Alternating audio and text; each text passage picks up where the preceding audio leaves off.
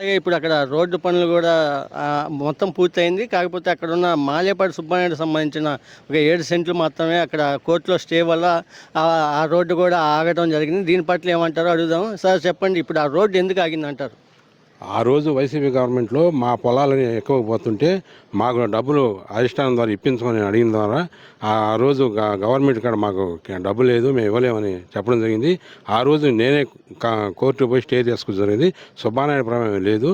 ఈరోజు మళ్ళీ సుబ్బానాయుడు ఎమ్మెల్యే గారు పిలిపించి మనకు మా ఎమ్మెల్యే నెంబర్ 1 ఎమ్మెల్యే మాకు పిలిపించి, మీకు ఏ ఇబ్బంది వచ్చినా నేను ఉన్నానయా, రోడ్డు మీరు ఆటంకం పెట్టబాకండి, ఆ నిధులు పోతే మళ్ళీ రోడ్డు జరగదు, మీకు ఆ డబ్బులు మీకు తొందరలోనే నేను ఇప్పించేటట్టు ఏర్పాటు చేస్తాను, మీరు దయచేసి రైతులు దాన్ని ఏదో మంచి మనసుతో రోడ్డు ఏమని రిక్వెస్ట్ చేసి చెప్పడం జరిగింది. తద్వారా దాన్ని మేమంతా కొంతమంది రైతులు దాన్ని వేయించమని ప్రపోజల్ పెట్టినాం.